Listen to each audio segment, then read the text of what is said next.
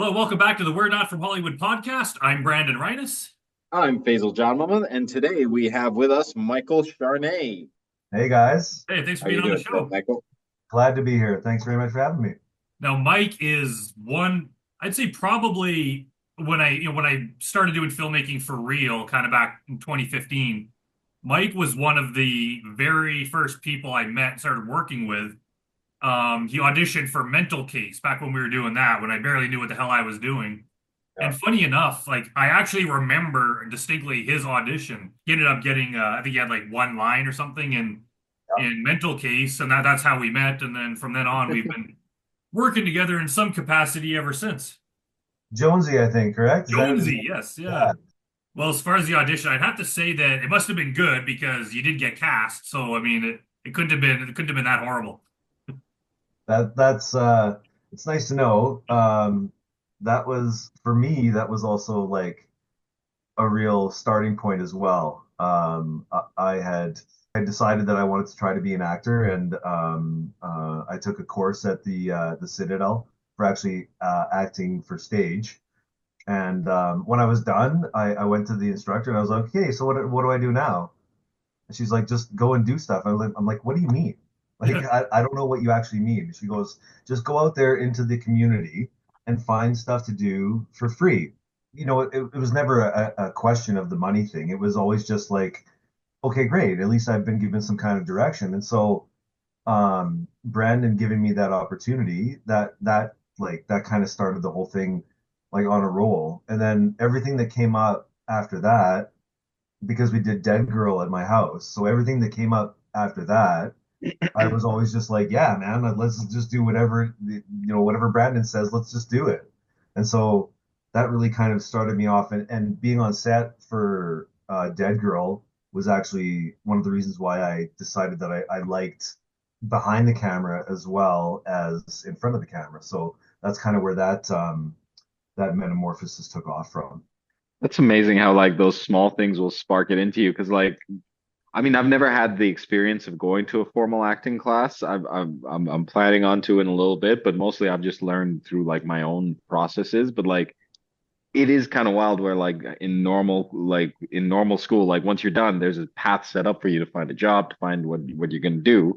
But like when you're done in a dramatic class kind of situation, like there's no path set up. You're just kind of like, now what?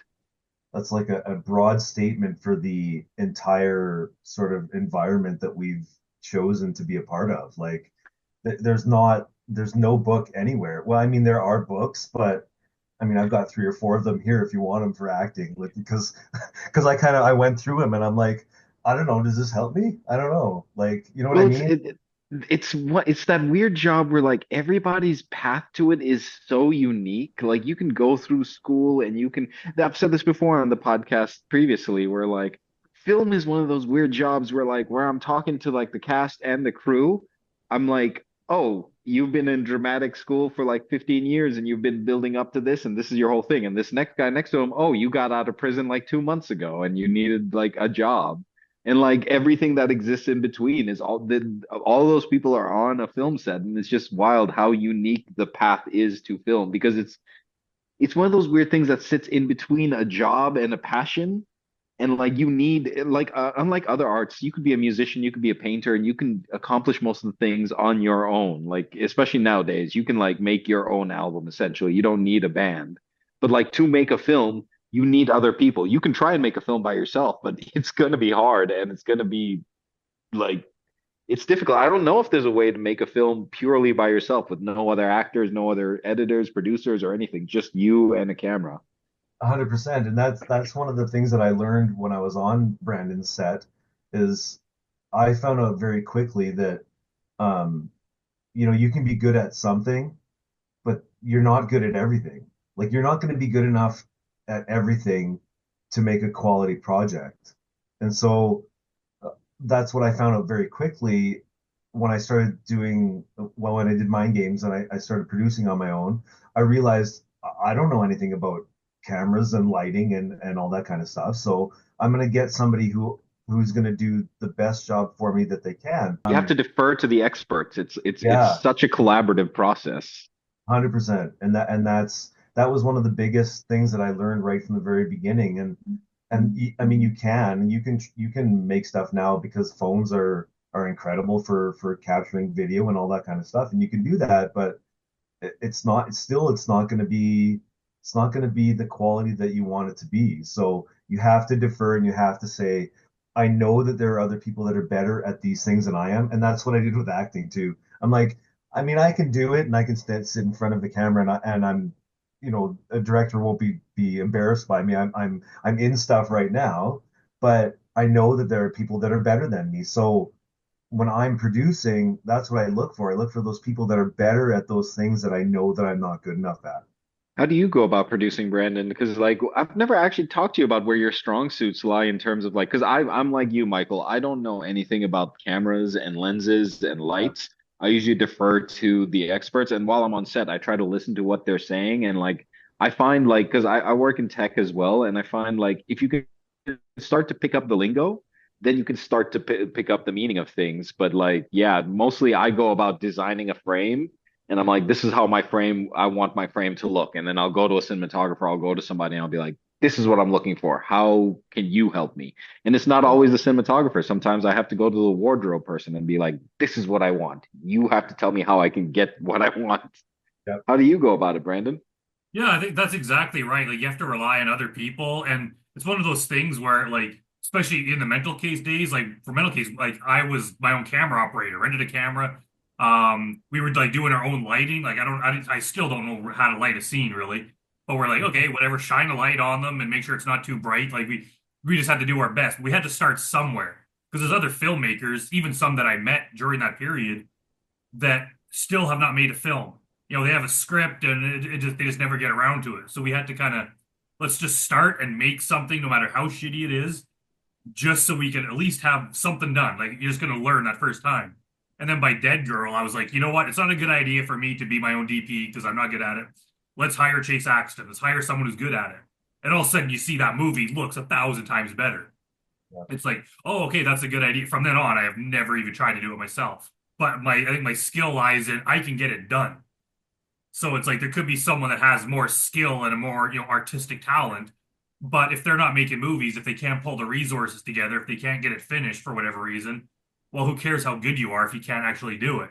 Well, to that point, I mean, I never felt, although I was also new to the scene as well, I never felt that you looked like you were floundering when you were a Dead Girl, and Dead Girl turned out so well that I don't think that I think that you did excellent in the stage that you were at in your career, and I think that again you reached out to the right people, and for whatever reason, be it luck or providence or whatever, but that's how it ended up.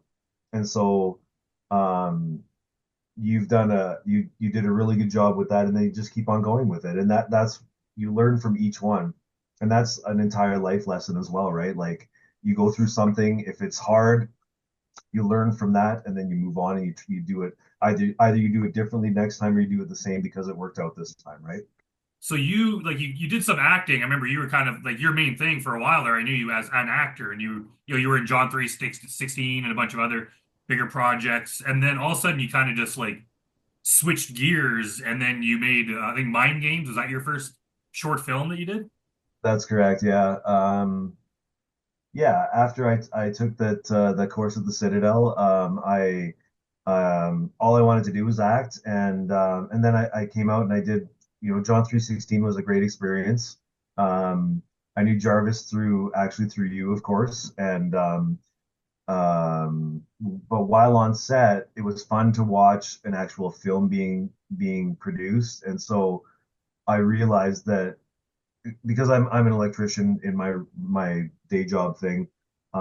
So because I'm an electrician, I'm very sort of meticulous, and so for watching the directing, I really could like feel a connection based on my past work experience that it kind of felt like, yeah, that's kind of exactly what I really would like to do.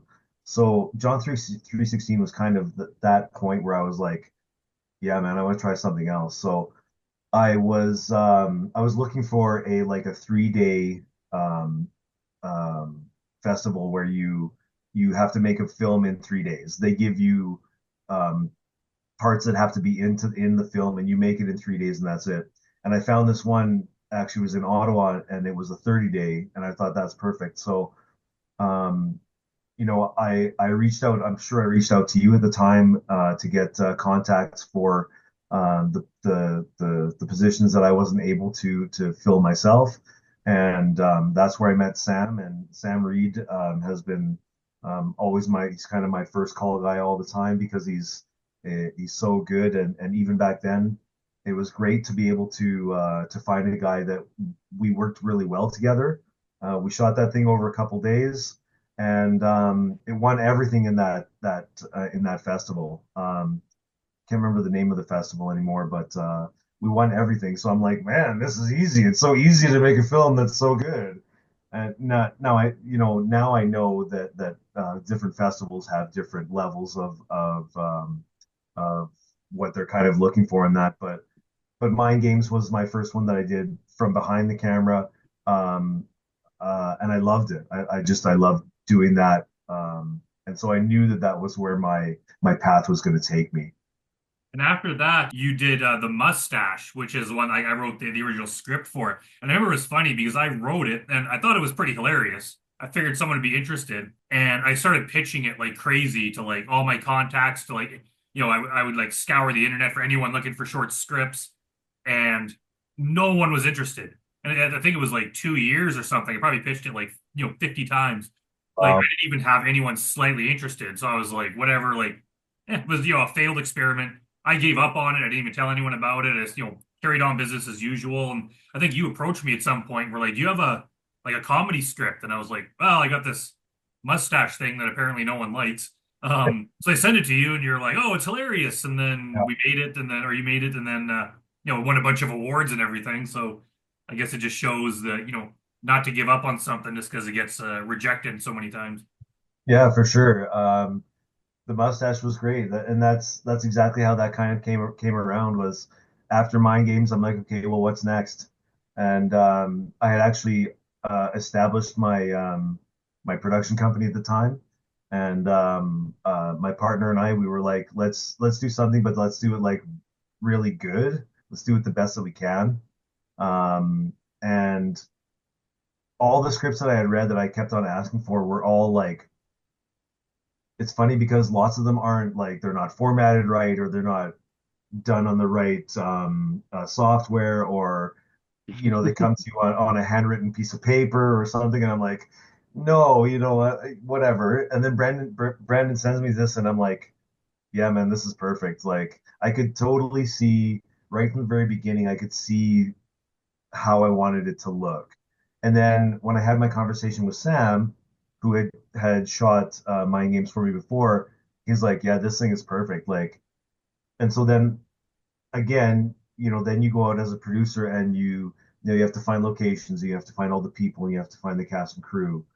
And we found an amazing location, and the people all came together perfectly, and it just in the end, it just felt like such a real win. And we didn't realize how well it was going to do at the festivals. Like, Film Freeway is kind of like I don't know how to really explain it, but like you can go on there and you can submit to 1,000 festivals if you wanted, just based on what you want to try to see if you have a high level of expertise on what you've done. And when we did that, we weren't expecting what happened. Like just about every festival that we submitted to, we were accepted in.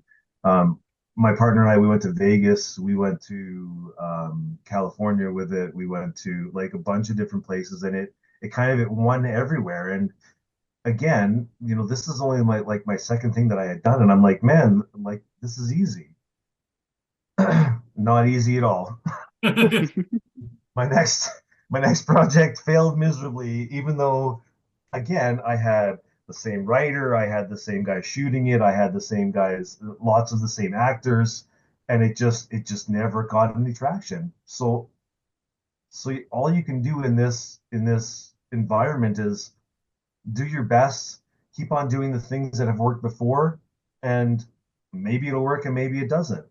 But I'm not exactly 100% sure why the test didn't do very well, but Mustache did amazingly. So that's the last thing that we really did that we had a lot of success with. And so now this next one that's coming up, Abeyance, we're hoping we kind of find that same success with that. One of the, but if you compare, I mean, even like Spielberg, these guys that have made billions, they're top of their game. Sometimes they make a movie and it sucks balls and everyone hates it Yeah, and it's embarrassing and it's like whatever, just suck it up and then make Just another keep one and all moving of a on sudden and they're do the back on next top of the thing. world. It's like have to. And I think that I'm not sure if like because the test is much more political than the rest. Like the Mustache was easy to for people to enjoy because it's just goofy. It's just for fun. Where the test has such a strong political message behind it.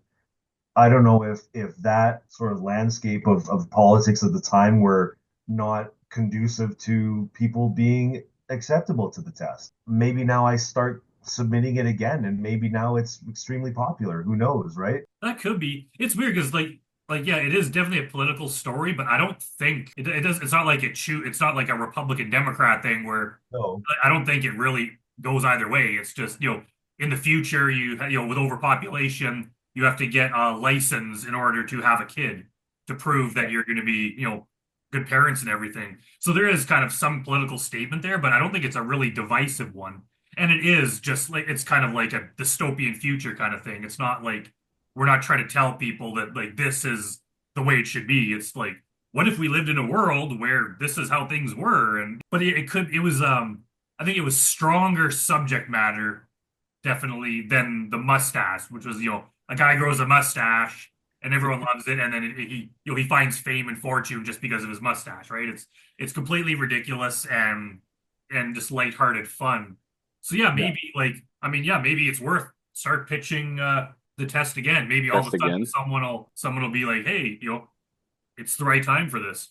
yeah. And I also wonder if because when you do a proof of concept, I feel like you have to be sure that the right sort of buttons are being pressed. Like if you send out a proof of concept and like it doesn't address all of the things that are going to make the feature something that's interesting, then people will be like, well, then I don't get the point. And I think that maybe that was what kind of happened to it. But that one I definitely would like to try to start submitting that thing again. I just have to find the right festivals because lots of them, it has to have been made within a specific amount of time, but some of them just say it doesn't matter when it was made. So that's what I'll do. Now, one of my favorite projects we worked on, we was Motel 13. We actually shot like quite a while ago now. We shot that kind of like like a fake trailer, basically, a trailer for a movie that doesn't exist. And it looks very grindhouse kind of, I think it turned out very well. It looked freaking awesome. That's Yeah. actually where I met Sam Reed, I think. Um, I really liked how it turned out, and like I wrote a feature length script of it, and you, Mike, have been trying to get it off the ground. And we actually got close, kind of during COVID. We were like weeks away from shooting, and then the whole thing kind of fell apart because of COVID bullshit. And it's never seemed to it just never got off the ground, which sucks because it's such a good story. But maybe if you could just tell us like how I think it's a kind of like a lesson for other filmmakers, how like you could be that close to getting it done and it still falters. Like, can you tell us kind of what happened with that? I don't think I've ever had so much fun shooting that kind of trailer that we did. That was so much fun. Like, and I think that it truly encapsulated what the film was going to be.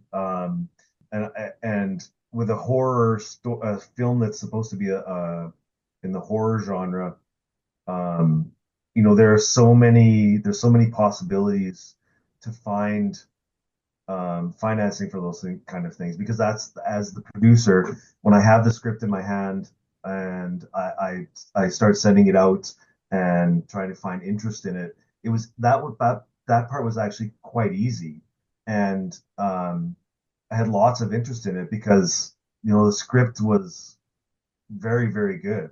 And so it kept on going, and I tried to do it myself. And, in Alberta, if you don't say oil and gas, people don't want to invest in stuff. So I kept on trying on my own. And then I finally came to a point where I was like, I'm going to need help with this. So I reached out to some other producers, and they were interested, and we got together, and we had all these meetings, and it was on its way. This was before that was before the very when COVID started, and we got to a point where we were like, okay, we're very close. What else do we have to do? We tried to figure that stuff out, and then the second we were already ready to go, and then the second wave of COVID hit, and then it was just like, well, now your insurance is this much more, and now you have to be aware of these things, and because it was the very first time that that had happened, and it was so out of control, it actually got to the point where we were like, we can't do it.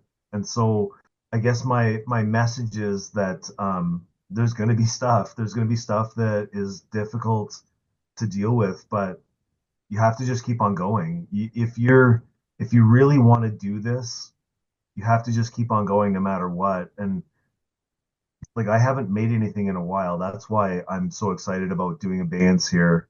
Um, I haven't made anything in a while because that was the last thing that kind of fell through, and it was so hard to deal with, like, because we were so close. It was so hard to deal with that I kind of uh, backed off from doing this stuff for a while. But I also realized then that that's the passion that I really love. I want to keep on going with it, and so now Abeyance, because Abeyance is, I think it's an even stronger story. It's an even stronger script that we have. Um, I'm very excited to get started on that again, even though I've had these downfalls in the last little while. It doesn't matter. Now I'm onto this other thing, and now we deal with that thing. And if things come up for that, then we deal with that at that time. That's it. Like, that's, you can't just. It'd be so easy for me just to say, well, I haven't done anything since this time. Why am I still doing it? I don't care. I got this thing now that I love, and that's what's driving me to continue doing it now. But that's also that's the nature of film as well. Like Brandon said, there's so many in betweens. There's people like Brandon who are always working on a project and like have one in the works and firing it out. There's people that like will never have scripts for days, but will never get the project off the ground. Like I think it's one of those things where you decide when you're ready to like go for the next one, and you decide when it's time now to like start work, because it's a lot of work, especially as a, like if you're working as a producer getting something off the ground. Like it's a lot of manpower, it's a lot of hours, it's a lot of like sleepless nights, honestly, especially if you're working a regular job as well as trying to produce a film. It takes a lot out of you. So yeah, I think it's just one of those situations where like you decide when you're ready to shoot the next thing and then you go for it. 100%. Yeah. If it would be, like I said, I think it would be super easy for me to have just been like, I don't want to do it anymore. I've had a I lot don't of. have success or I haven't Yeah, achieved like superstardom, so I'm that's done. right. That and that was never really my thing anyway. That's not what's really important for me, and it might be important for people, but I think that even if that is what's important for you, you have to be able to get through the other stuff. If you can't get through diversity without moving on to the next thing, then maybe the fame is the only thing that you want. Where for me, I can get through the diversity because I know, like, I've done it before, and I know what's on the other side, and I'm looking forward to getting to that point again. And again, it's about the story, especially with this one. I love the story of it, and if you love something enough, then the diversity won't matter. Maybe tell us a bit more. Yeah, because Abeyance. I think was it Michael Eklund that came up with the concept for that? Correct, yeah. Yeah. Uh, Through my connections with Motel 13, there's actually an Edmonton actor who has been doing Hallmark stuff for a lot of years. He's a leading man for Hallmark. His name is Niall Mater, and I when I approached him for Motel 13, of course I'm a nobody and he doesn't know what I am or what the project is. So he said, if you want to actually get a hold of me, you're gonna have to. I had a friend who knew him. He said, if you actually want to me to read this script, you're gonna have to go through my agent. So that was actually a really good learning process for me as well, because I had to reach out to her and she had to vet me first and figure all that stuff out and make sure that that was okay. So I sent her the script. She read it and she's like, okay, it looks fine. And I think she's probably just looking to make sure it wasn't written down on a Yeah. napkin from the bar. So because she saw that it was actually formatted correctly and it was done on Final Draft or whatever, that she was like, okay, I'll send it forward to Niall. And then he got back right away and he's like, I was lucky because Niall Mater, even though he's a Hallmark leading man, he loves the horror genre. He loves that stuff. So when he read it, he actually got back to me right away and he said, I actually really love it. You can include me in whatever you're doing, which was amazing. So, because it's a guy that I'm not saying that the Edmonton acting pool isn't amazing, because there are amazing actors here in Edmonton, but that was just another level. It was just another step up, where I felt like I hadn't done anything really to have a guy like that in the production, but he was willing to do it. So that was amazing for me. And then, so through the whole Motel 13 thing, after he read the script, he's like, I have this guy who I think would be fantastic for to play Gunner in Motel 13, and um, so he told me his name. And I said, okay, I don't know him. It was Michael Eklund, and so of course I look on IMDb, and I'm like, there's no way I can afford this guy. He had been like he's been in stuff with Halle Berry and Sam Rockwell and Liam Neeson and Bruce Willis, and I was just like, there's no way. Like, I don't understand. He's like, well, he's a good friend of mine. He said, if I do this, he'll do it. So, already I'm like punching over my weight class. I'm already in a position where I'm so like, the script was so good and the idea was so good that these guys that would never really consider something in the Edmonton independent film, they were like, yes, I want to do it. So they were part of the whole thing with Motel 13. Everything was ready to go. And then when it fell through, of course, I kept up with the agents, and I contacted them. I said, it's not happening because of COVID. And then whenever something else comes up, that's my first call, is like I get a hold of the agents again. Um, anyway, I was talking to Niall about maybe a new project after Motel 13 fell through, and he said, Eklund's always got a bunch of weird ideas. I could get a hold of him and see what he's got going on. And he came up with this thing for Abeyance, so it kind of blew me away. And he he came up with the idea. Brandon and I sat down with him in a Zoom meeting, and we came up with the ideas for the show. Brandon wrote a feature for it, which was, in the first place, it was like 130 pages or something. Brandon, 140. Something like that. Yeah, that's Yeah. how you do your editing. So you got rid of 60 pages after that, which was great. And then that's where we landed with Abeyance. Now we developed a short out of that so that I can do a proof of concept, because I almost had funding for the feature twice now, but unfortunately they fell through both times. But we're going to do this proof of concept now as a short, and then I have a website now, abeyance.ca, that I've been using to show potential investors what the show is about. But it'll be amazing to have that short proof of concept on there as well, and hopefully that brings in somebody to be able to fund the feature. Awesome. So yeah, so everyone keep your eye out for Abeyance. Hopefully that'll be happening. Mike will finally be back in the business after a bit of a hiatus there. So yeah, thanks for being on the show, Mike. We'll see everyone later. Have a Appreciate it, good one. guys. Thank you very much.